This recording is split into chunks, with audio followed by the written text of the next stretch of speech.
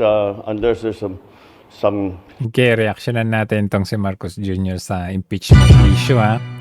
something very, very important, Oh, ayan na naman. like there is today. Bangag na bangag. Now, I know I have been Bakit kaya feeling ko talaga yung watching. mukha nito talagang parang laging may black eye. Of course, I've been watching the coverage on the impeachment proceedings. Been watching? from Been the- watching or been guiding? Sabihin mo ngayong totoo, been watching o been guiding? the different, Been planning? both from the traditional media and social media. And maliwanag naman na marami kayong itatanong. Kaya Dami mong sabi ko, hindi naman yung mga sagot hindi actually it's also not practical. Ba't parang kinakabahan ka? At nung panahon na yun, nung una kong sinabi yun, wala pang nagfa-file ng impeachment. Oh, Kaya sana, I was hoping na makumbinsi ko lahat ng kung sino man, wag na muna natin gawin ito. Kung meron so ibig sabihin wala kang convincing power. Mahina ka nga talaga. talagang Either that or ikaw talaga ang nasa likod nito. kung talagang meron kayong paniniwala na kailangan gawin ito, wag naman siguro muna ngayon at marami pa tayong gagawin. Kaya kung titignan naman ninyo, yung mga kaalyado ko sa House of Representatives, Kalyado wala sa mo, pinsan mo. kanila ang nag-file. Ha? Wala Sabi mo, ulitin mo. ko sa House of Representatives, wala sa kanila ang nag-file. Wala sa sumunod naman nila sa hiniling ko sa kanila na wag silang mag-file ng impeachment dahil hindi magandang timing at saka marami pang problema. Wala daw sa kanila nag-file. Pero pinakaunang nagpirma ay yung kanyang anak. Sino niloloko mo? Ano ka ba? Pwede naman na utusan mo yung mga makabayan black na yan na, oy, mag-file kayo. Utusan mo sila para hindi halata. Kasi pagdating sa pirma, pinakauna anak mo So, anong tawag mo doon? May ibang grupo, of course, the Makabayan group out of the House of Yung tropa ninyo, nako. 'Di ba, nag-meet pa ngayon si Martin Romualdez kasama yung Makabayan Black. Representatives, Yung nga kami Senator pinagloloko. Laila de Lima, the religious group nag-file. Tapos dilema na pinakawalan mo. Yung tatlo. And if you remember, ko po. nung statement si JPE na sinasabi niya hindi pwedeng pigilin yan dahil may grupo na ayaw. I think he was referring to Iglesia ni Cristo. So sinabi niya, hindi naman natin pwedeng pigil dahil may grupo o may tao na ayaw yan. At sinabi ko sa inyo, nung tinanong niyo sa akin, sabi ko, I agree with him. Totoo. And if you remember, my words were this: they will not, once the impeachment complaints are filed, they have no choice. The House has no choice. The Senate has no choice. Kailangan nilang My choice. Meron silang choice. Oo. Alam mo, sa totoo lang, parang yung kay kay former President Gloria Arroyo, hindi nagpurso yan. Bakit? Walang kumbaga, hindi kagustuhan nung nasa administration. Eto, sinong administration ngayon? Kayo. So kung hindi kagustuhan nung nasa administration, which is Marcos administration, hindi yan magpupurso kahit na may mag-file. Kaya wag nyo kaming iproseso niloloko. ang impeachment complaint. And that's exactly what has happened. Where the House has transmitted already the impeachment complaint to the Senate. We have heard some of the statements made by the Senate President as to how he is planning to handle it. So we will have to see because it is Ba't ka kinakabahan? We will have to see? Talaga bang we will have to see? O alam nyo na ang gagawin ni Senate President Chis Escudero? Hindi nga kami pinagloloko. Kakatropa kayo eh. As you've heard before, and that we heard many, many times during the Corona trial, these impeachment trials are sui generis. And therefore, we have to be very clear how the rules are and how it will be conducted. Yun ang naalala ko because I was also in the House and I was in the Senate during the Corona trial. Kaya meron akong, I have some Parang understanding. feeling ko sa mga talaga procedure. kabadong-kabado ka. But anyway, that's the way I see it. That's the way that happened. And now I'll open the Kabado ka daw floor pag may ginagawa kang hindi tama eh, no? any questions of yours. Thank you, Anxious na anxious ka eh. Mr. President. First question, Ivan Oh. Marina. GMA 7. Good afternoon, Mr. President. Good afternoon.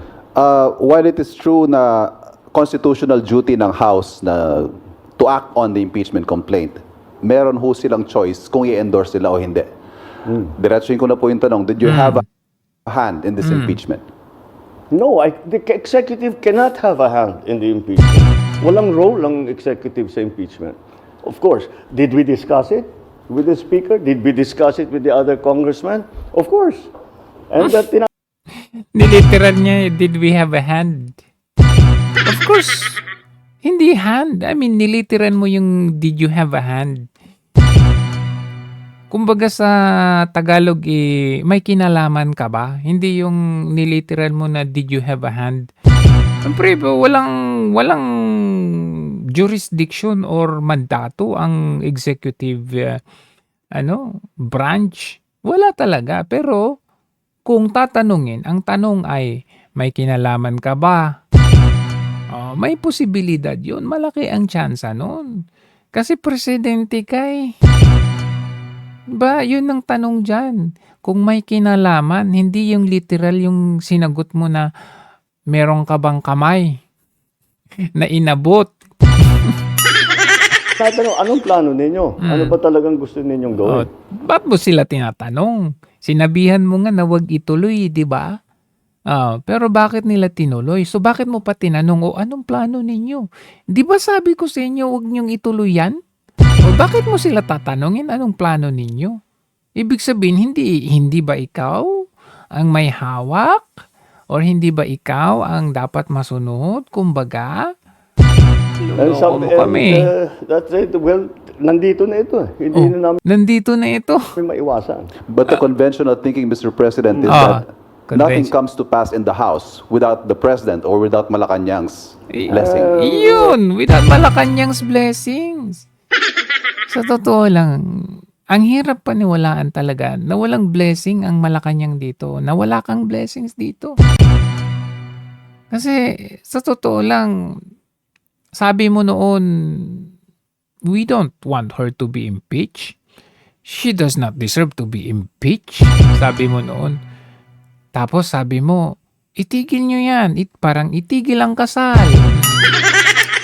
Pero hindi itinigil ang kasal, tinuloy pa rin. So, ibig sabihin, either wala kang lakas, wala kang boses, or kunwari ka lang dahil alam mo na ikaw ang nasa likod nito at ayaw mong mahuli. Well, you give me too much credit.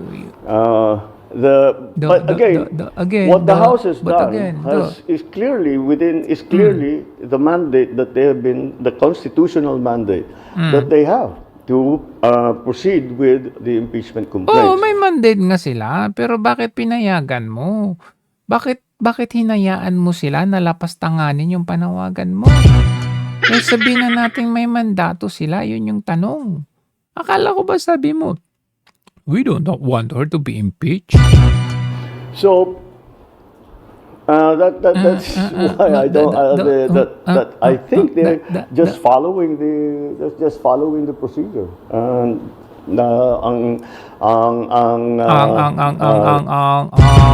Punot dulo nito na-transmit nila ang impeachment.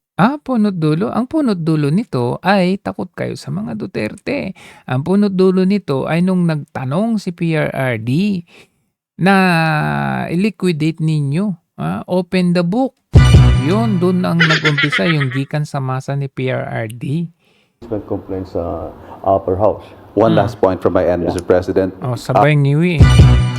Kapansin-pansin na unang pumirma sa endorsement Oh. ang anak ninyo. Tapos sasabihin mo, walang kaalam-alam? Did he seek your advice on this, and what did you tell him?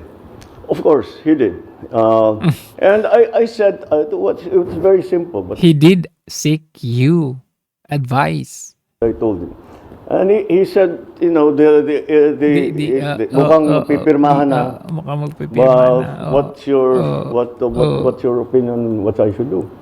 And I told him. I said the process is begun. It has parang batas yan eh. When you're in the legislature, when you file a bill, okay, House Bill number 1, 2, 3. Sino niloloko mo? Pwede mo namang i-veto eh. I mean, pag bill example mo pa yung bill, kahit nasabihin natin na merong nag-file dyan, kung talagang ayaw mo, hindi yan mangyayari. Huwag mo kami niloloko. etc. Pag file mo niyan, Oh, that bill takes a life of its own. oh. Kahit anong gawin ng congressman na nag-file o senador na nag-file, kahit ayaw niya yung mga changes na magagawin doon sa kanyang bill, wala na siyang magagawa. Ah? Because Di ba, pagdidebatihan pa yan? the bill is going through the process. Kaya nga, first reading, second reading, third reading, dadaan nga sa tamang proseso. Ano ba naman kahit ayaw. Ang dami nga nag-file ng mga bill na hindi nagpurso. Bakit? Kasi ayaw nung iba. Ayaw din ng presidenteng pirmahan. Vinivito o kaya ayaw talaga. Kaya hindi pinirmahan, kaya hindi naging ano. Kaya nga ang point dito, kung ayaw mo talaga, hindi mangyayari yung impeachment na yan. As it should. And part of that process will be amendments, etc., additions, all that. The impeachment complaint is exactly the same. Once it has been filed, there is a procedure that needs to be followed already. Oh, one procedure is pirma. But, you guys, gaya ng anak mo, and the rest, kung talagang mahal nyo si VP Sara na ka-unity nyo dati, there's a procedure to have signature campaign, pero may option kayo na hindi pumirma. The mere fact na pumirma ang anak mo, number 1, top list. Ano ibig sabihin nun? In every attendance, di ba nga may option ka? Halimbawa, chronological yan eh. Kung sino yung unang dumating, siya yung magsusulat ng or pangalan or maglalag in and then magpipirma. So, ibig sabihin, chronological yan. Ibig sabihin, yung mga dumating dyan sa plenary or dyan sa house noong the other day na nung Friday, yung unang dumating, yun yung unang maglalagin or magsasign. So kung titignan natin itong pirma na ito, Ferdinand A. Marcos, Ilocos Norte, yan si Marcos, si Sandro Marcos yan. Kung titignan ninyo, number 1 siya. Number 2, si Orel si Don Gonzales, si Dalipe, sino pa to? Si Romualdez,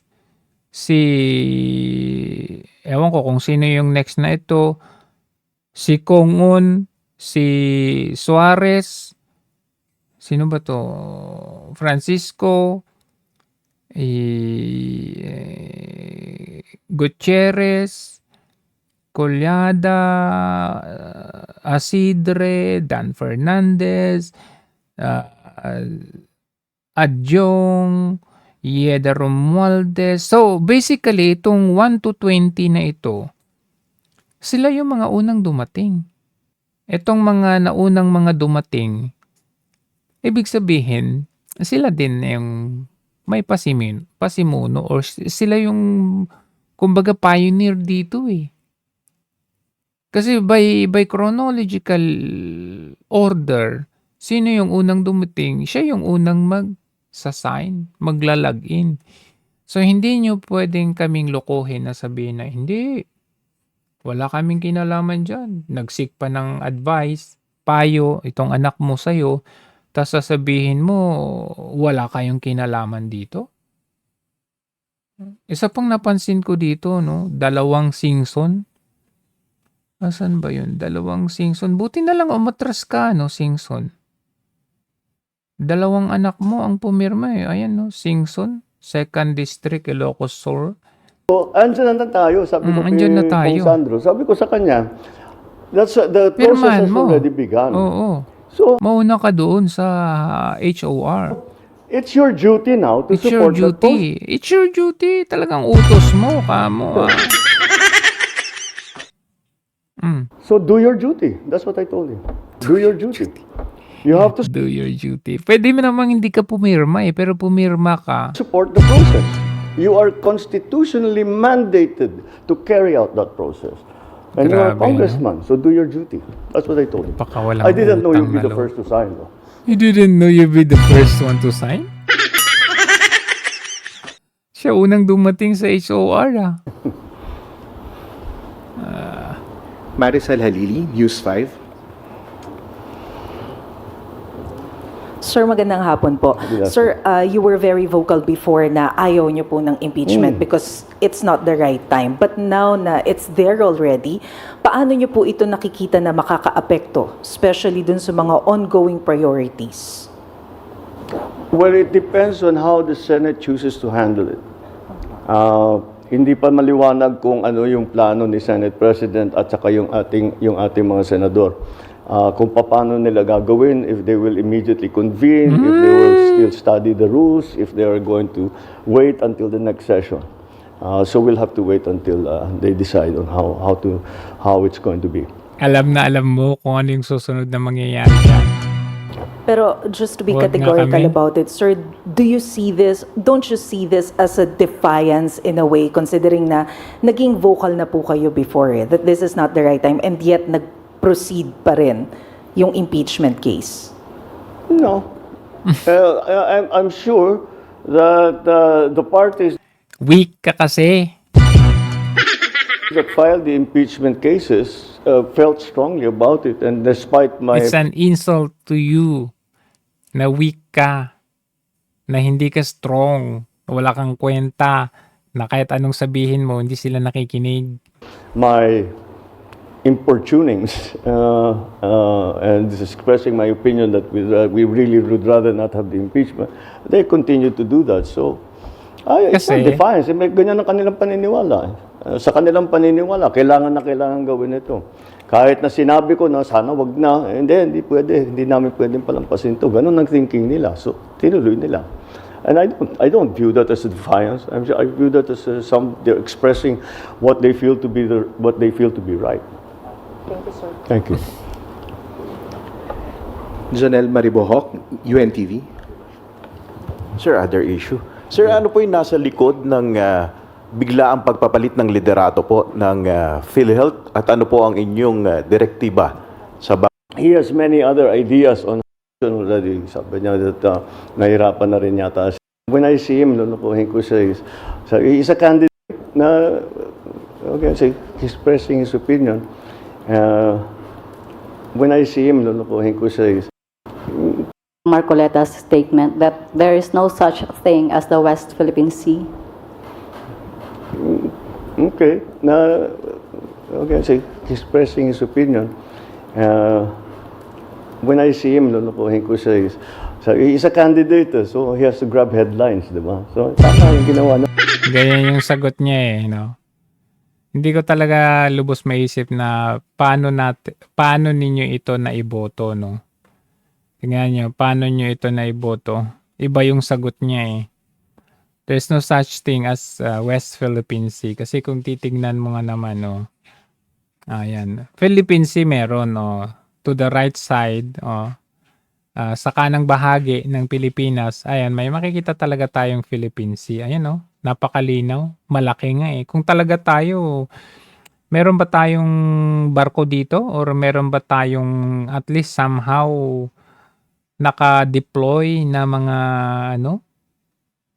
Kasi tingnan ninyo, lapit nito, pwedeng Taiwan, sa Japan o malapit sa Japan. Mamaya may kiniklaim pa lang Philippine Sea yan Palau, Guam. Pero dito, makita nyo naman, as a respect South China Sea, Daman Sea, Celebes Sea, Sulu Sea. Kumbaga, yan na yung Java Sea, Banda Sea, diba? Timor Sea. Kumbaga, undisputed na yan. Diba? Saan dyan yung West Philippine Sea? Sige nga. Paano mo tatawaging West Philippine Sea? Wala sa yan. Wala sa mapa. Di ba katangahan? Philippine Sea meron. Pero hindi yan West kasi ang West dito. West ng Philippines. Pero South China Sea pa rin yan. Na for a candidate. Ngayon, ever talking about him na. Ayan din yung sagot mo nung pinapa-hair follicle test ka ni PRRD. Fentanyl. Instead na doon ka sa challenge, sumagot ka sa challenge, sabi mo, hindi kasi dahil siguro nag-fentanyl yan si PRRD. Ngayon naman, tinanong, anong West Philippine Sea? Hindi mo madepensahan kasi hindi mo alam ang history. At hindi mo rin alam na ganyan pala ang totoo. Ayan, So, ang isasagot mo, hindi kasi, politiko yan magaling talaga siya sa ganyan. Sir, yung ikaw, hindi ka ba magaling sa pambubudol? Chinese monster ship nasa West Philippine Sea for more than a month now. How are you going to respond to this? Will you change your approach? Kasi parang hindi naman umaalis doon sa area. Well, we Inutil don't have ka the means na paalisin. Hindi naman, You don't have the means? Anong silbi ng mga kano? buti kung meron tayong aircraft carrier na Hiramin mo yung aircraft carrier ng mga kano. O kaya patulong tayo dun sa kanila. Vietnam, kayang-kaya nilang gumawa ng airstrip nila dyan sa mga dito pa nga mismo. Ayan. Ayan. Dito mismo. Paracel Island. Saan na ba yun? Vietnam. Talo na tayo kasi Vietnam nasa EEZ natin pero may mga na sila, may mga outpost na sila. Saan ba yun? Basta yun, inutil ang Pilipinas. Walang may kasamang kwenta, walang destroyer, silbi. frigate at saka submarine na papupuntahin natin dun para matulak silang palayo. Wala naman tayong ganun. Kung sa palakihan at paramihan lang ng barko, malayo tayo sa China. So anong gagawin natin? Anong gagawin natin? Di ba natin i-advance yung mga kagamitan natin? Dakdak ka ng dakdak. Ngak-ngak ka ng ngak-ngak. Pero, ang policy naman natin is that we will just continue to defend. Anong defend? Galing mo mismo sa iyo, sa review mo, wala tayong kakayan. Paano mo i-defend? Sat-sat? Our territorial, our sovereign territory and our territorial rights in the EEZ. Yun lang. Kahit ano pang, ang inisip na, ano bang mission ng Coast Guard? Ano bang mission ng Navy? Anong mission ng Coast Guard? Tumakbo kapag winoter cannon. Manahimik kahit naputulan ng daliri, ganon. Protect the territorial integrity of the Philippines. So that's what they will do. They will continue to do that no matter what any other foreign power does. That is what we will do. Well, when we detect the presence of a foreign vessel Wala who is talaga beginning tong to na to. intrude or coming close already to our coastal waters, papupuntahan natin ang barko. Papupuntahin? May nalunod na Filipino fishermen. Sisihin pa ninyo yung inchik na hindi sila tumulong. Nasaan ang Philippine Coast Guard doon? Nasaan tayo doon? We will challenge them. And we Challenge? Hanggang sa radio challenge lang. This is Philippine Coast Guard. You are entering the Philippine EEZ zone. Blah, blah, blah, blah. You're advised to leave immediately. Ganun lang. Hindi pinapansin ng China. Kasi they know monster sila eh. Monster ship sila. Tapos ikaw, that this is what they are doing is illegal. Of course, they will counter saying that they doing regular peacekeeping law enforcement patrols. But they will always Walang mangyayari find sa bansa natin dito. they will always find the Philippine presence no matter what they do. Kahit na kahit na banggain na yung barko natin, kahit na mag-water cannon sila, mag-laser sila, kahit kung ano pang gawin na, mag-block sila, laging nandyan ang Pilipinas. They will always be there protecting our territory. Sino? Coast Guard? Wala nga kang nagawa nung naputulan ng daliri yung isang Always Navy? be there making sure our fishermen are able to Wala kayong nagawa doon sa nalunod. exercise their sovereign rights. Nandyan lagi. That's their mission. And if their presence helps to, kasi kung minsan napapaalis nga nila kahit yung malalaking barko, then better. Then then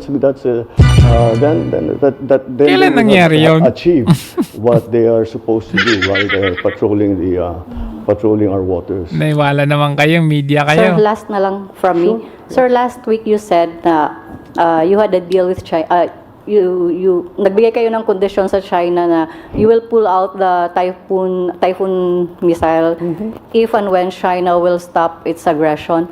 Nag-respond na po ba ang China about it? No. Or- No. I didn't expect them to either. Because, no, I didn't expect them to. And they haven't responded specifically. They won't respond to you. Dahil alam nilang weak ka at wala kang kwenta. Oh, they won't respond. In fact, anong gagawin nila? The other way around. Mas lalo pa nilang paiigtingin yung kanilang enforcement ng kanilang might, ng kanilang lakas. In general terms, saying that what they do is a lawful exercise in law enforcement and all that. But no, nothing specific on the missiles, nothing specific about the reduction of tension, the reduction of the aggressive moves, and nothing like that. Wala kaming napag-usapan na ganun. Thank you, Mr. President. Alexis Romero, Philippine Star. Good afternoon, Mr. President. No? Good Let me just go back to one of our interviews during one of your previous US visits sa Honolulu, Hawaii, when asked about the looming impeachment supposedly that time, no, against Vice President Sara Duterte, no. When asked, no, you told reporters, you told us, binabantayan namin ng mabuti, this was in Honolulu, Mr. President, binabantayan namin ng mabuti because we don't want her to be impeached. She does not deserve to be impeached, so we will make sure that this is something we will pay Sinabi very mo close yan nun. attention to. So that time, apparently, you do not want her impeached. Given these recent developments, do you hold that stance still, or your position has changed? It doesn't matter what I think. It will have to go to the procedure. It will go to trial, and we will have senator judges, and they will hear the case. The prosecutors will come from the House. Wala. There will be a Walang defense isang panel, salita to. and it will be a trial. It doesn't matter what I think at this point.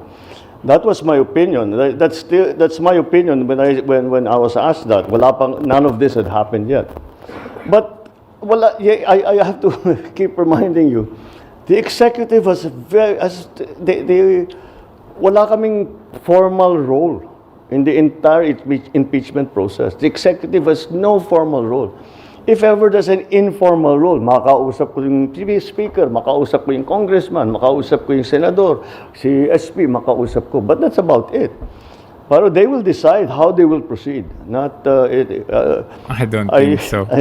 I don't think you can expect the congressman or the senator or the SP or the speaker to come to me. What do you want us to do? They know what they have their own way of doing things, and that's what they will implement. So siguro the most that a president can do, or any part of the department of the executive can do, is moral suasion. Wag na lang sana. Wala, that didn't work. Natuloy pa rin eh. So, we follow the process. Ibig sabihin parang walang presidente. Salamat po. Walang kwenta. Raquel Bayan, Radyo Pilipinas. Hello, sir. Sir, I know co-equal branch po natin dito po, sir. I know co-equal branch po natin, sir, yung Senate. But are you planning, sir, to, personally ask the Senate kung paano po nila i-handle yung impeachment para po tayo sa executive Yung makapag-address? issue ng paano nila Kung paano po nila i-handle once na ma-transmit na po sa kanila yung impeachment para lang po tayo sa executive, malaman rin po natin kung paano yung gagawin nating adjustment doon sa possible effect po sa bansa nito. doon sa Possible effect po ng impeachment sa bansa. It's not up, again, you should ask, now at least at this point it's in the Senate. You have to ask that from the Senate. If you're going to ask about the prosecution's case, Possible effect sa bansa.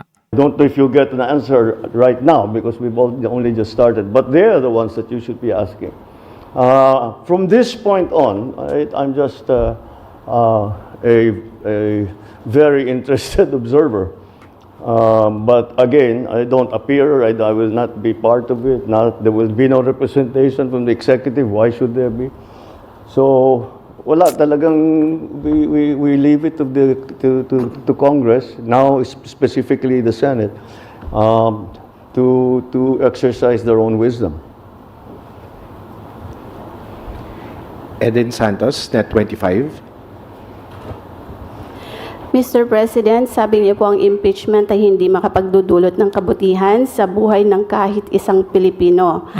Nung nag-ask po ng advice sa inyo si Congressman Sandro Marcos, as a father and as a father of this nation, hindi niyo po ba naisip o na-advisean siya na gawin kanyang duty para sa kapakanan at interest ng mas nakararaming mga Pilipino?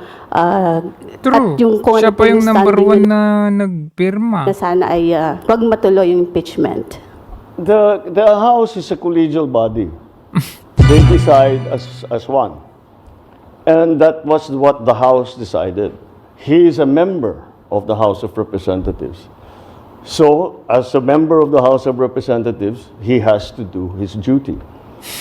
Whatever his opinions might be, he must do his duty. Even if he's hesitant, all this applies to not only my son, it applies to all the congressmen. Once na-file na yung impeachment complaint, gawin nyo na yung trabaho ninyo. Wala na silang choice. Yun ang tinutukoy ko, yung una kong statement tungkol dito. The Senate has no choice, the House has no choice. That's exactly what the situation is. Once the second that the complaint were filed. Ang government po ba ay ready kung ano man po yung maging effect implication nung sakaling Sa matuloy bansa. po yung impeachment trial sa Senado? Ready ka na ba? In case po na may effect kasi magtatrabaho po sila, baka Well, maapektuhan we yung don't know nga. kanilang... Antayin natin kung ano yung gagawin nila. Because Diba? It all boils down to di panawagan eh. Sabi mo nga, magdudulot lang ito ng pagkahiwa-hiwalay at hindi magandang epekto, no? Kasi instead na unahin ng trabaho, nasasayang ang oras natin dito sa impeachment. Tapos ngayon, sabi mo, hindi, yun yung gusto nila eh. Akala ko ba ayaw mo? Because I don't know, wala tayong timetable, wala tayong paano yung i-conduct, what are the rules that will be followed, etc. Antayin natin.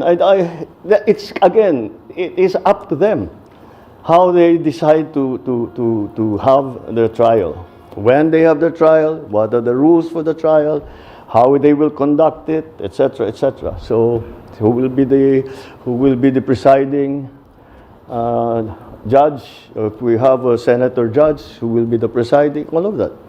Last na lang po, wala po bang plano ang ating Pangulo na pakiusapan po sila? Kayo po, wala po ba kayong plano bilang Pangulo ng ating bansa para pakiusapan mo sila na wag nang ituloy yung impeachment dahil baka abala nga naman po sa trabaho ng ating gobyerno at syempre sa buhay at pamumuhay ng ating mga kababayan? Wala. The Senate has no Wala. choice. The House has no choice. They have to do this now. Once the impeachment complaint was filed, Sa totoo lang, isang salita mo lang bilang presidente, meron kang kapangyarihan na somehow influence them. Pero ang tanong, wala ba kayong balak kausapin sila o ano? Pero ang sagot mo, na-file na eh. Nasa kanila na yun eh. So ano ka bilang presidente? tumakbo na ang proseso. At kung hindi nila ipatakbo yung proseso, Halata tuloy they talaga na ikaw talaga nasa likod nito. they are delinquent in their duties. Wala That's why they talaga. just have. That's what I meant. The House has no choice. They have to proceed with the impeachment complaint. The Senate now has no choice. They have to try the impeachment complaint. Yung kay De Lima nga, nagawan ninyo ng paraan para mapalabas eh. Oh. Yung mayor ng Iloilo, nagawa nyo ng paraan para mapawalang sala. Grabe kayo, no? Pag yung mga bagay na imposible, nangyayari. Nagagawa ninyo. Ito napakasimple. Kung talagang ayaw mo, ayaw ninyo, mangyayari to eh. Magagawan mo ng paraan eh. Hindi nyo pwede sabihin na mandato nila to. They have no choice. May choice sila. May choice ka. May option ka. May paraan ka. Pero, hearing this from you bilang tatay ng bansang Pilipinas, wala nang pag-asa. Ikaw talaga nasa likod nito. Sa totoo lang.